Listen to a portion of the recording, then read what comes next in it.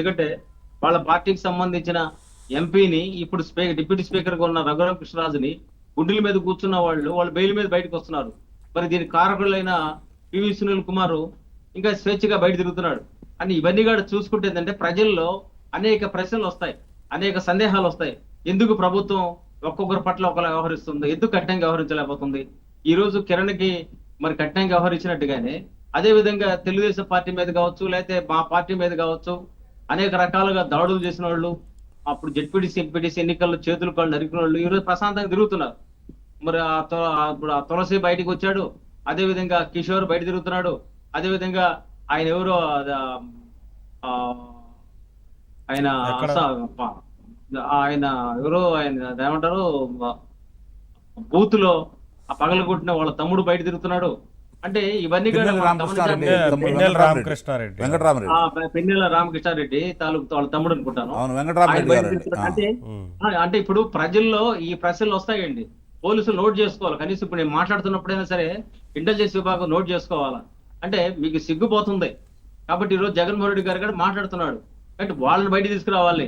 అదే విధంగా వంశీకి సంబంధించి అనేక దుర్మార్గాలు చేశారు. వంశీ కూడా అంతకుముందు చేస్తే వంశీని కూడా వేరే కేసులో పట్టుకున్నారు, అబ్యూజివ్ లాంగ్వేజ్ లో కాదు పట్టుకొని లోపలేసింది, వేరే కేసులో పట్టుకొని లోపలేశారు. ఇది కాదు ప్రజలు కోరుకుంటుంది. ఎవరు ఏ తప్పు చేస్తే ఆ తప్పుకు తగ్గట్టుగానే శిక్ష పడాలి.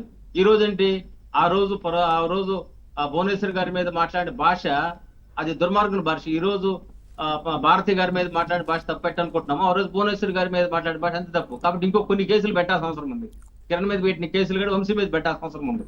ఇవన్నీ ప్రజల నుంచి వచ్చిన వాయిస్ అండి. ఎందుకంటే ప్రజలు అమాయకులు కాదు, పిచ్చోళ్ళు అంతకంటే కాదు. ప్రజలు ప్రతి నిత్యం అబ్జర్వ్ చేస్తుంటది. విలసన ఏం మాట్లాడు అబ్జర్వ్ చేస్తుంటది, ఆంధ్రజ్యోతి ఏం మాట్లాడుతుంది అబ్జర్వ్ చేస్తుంటది, టీవీ ఏం మాట్లాడుతుంది అబ్జర్వ్ చేస్తుంటది, సాక్షి ఛానల్ ఏం వస్తుంది అబ్జర్వ్ ప్రతి ఒక్కటి కీనికి అబ్జర్వ్ చేస్తుంటారు.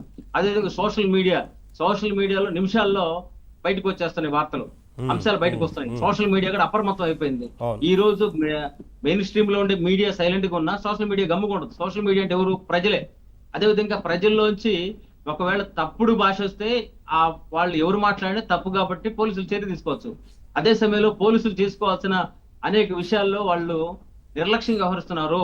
గతంలో ఏదైతే గత డీజీపీ గారు కానీ అప్పుడు దొరక తిరుమలరావు గారు కానీ ఇప్పుడు డీజీపీ గారు కానీ ప్రాపర్ గా ఆశించే స్థాయిలో స్పందించడం లేదు.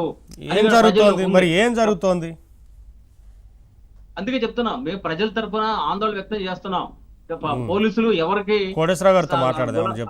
పోలీసులు ఎవరిని చూసి భయపడుతున్నారు ఏంటి? వాళ్ళ మీద కూడా అభియోగాలు సైలెంట్ ఎందుకు ఉంటున్నారు? మేము భారతీయ జనతా పార్టీ నుంచి మేము తీవ్రంగా ఖండిస్తున్నాం. పోలీసు వ్యవస్థ సైలెంట్ గా ఉన్నా అది ప్రజల నష్టం. ప్రజలకు ధైర్యం ఇవ్వాల్సిన వ్యవస్థ పోలీసు వ్యవస్థ నిర్వీర్యమైపోయి పోలీసు వ్యవస్థ చేష్టలుడికి కూర్చుండి పోతే ఎవరు దిక్కుంటారు? అది దేవుడు దిక్కు అన్నట్టుకుంది. కోటేశ్వరరావు గారు, ఇప్పుడు విల్సన్ గారు చెప్పినట్లుగా అసలు ఏం జరుగుతోంది? ఎందుకు నిర్లక్ష్యం వహిస్తున్నారు? గతంలోనేమో అసలు 5% చెప్తే 100% పనిచేసేవారు ఇవాళ ఎందుకు పని చేయలేకపోతున్నారు, ఎందుకు నిర్లక్ష్యంగా ఉన్నారనే విషయం మీద మీరేం చెప్తారు? విల్సన్ గారు కూడా అడుగుతున్నారు కదా.